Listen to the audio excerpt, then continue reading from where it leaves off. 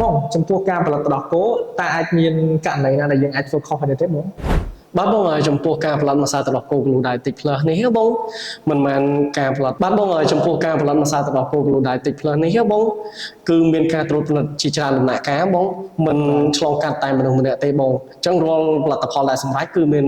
ការពិនិត្យត្រឹមត្រូវច្បាស់លាស់ទើបដាក់នាំចេញឬក៏ដាក់ឲ្យប្រើអតិថិជនប្រើប្រាស់បងបាទអញ្ចឹងន័យថាចំពោះដោះគោមួយកំប៉ុងនេះគឺត្រូវការឆ្លងកាត់ការត្រួតពិនិត្យច្រើនដំណាក់កាលតើបងបាទអញ្ចឹងទោះបីកន្លែងណាដែលយើងរកឃើញកំហុសមួយគឺយើងនៅតែអាចកែបានហ្នឹងតើបងទៅបានចេញជាផលិតផលសម្រេចបាទអញ្ចឹងគឺល្អបង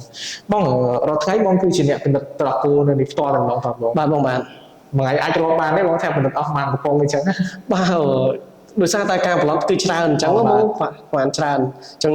គឺមិនអាចរកបានអញ្ចឹងហត់ដល់បងពេលពិនិត្យច្រើនអញ្ចឹងបាទបងពេលខ្លះក៏មានការនៅហត់ដែរប៉ុន្តែគាត់ថាដោយសារតែ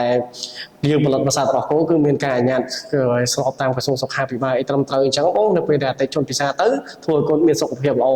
មិនប៉ះពាល់ដល់សុខភាពរបស់គាត់ការចំណាយរបស់គាត់ក៏ត្រឹមត្រូវអញ្ចឹងហើយ feedback របស់គាត់ក៏ល្អទៅយើងមានកម្លាំងចិត្តនៃការអញ្ចឹងអានេះជាកម្លាំងចិត្តធ្វើឲ្យយើងពិនិត្យច្រើនហើយគាត់អត់ទេបាទបាទបងបាទអរគុណច្រើន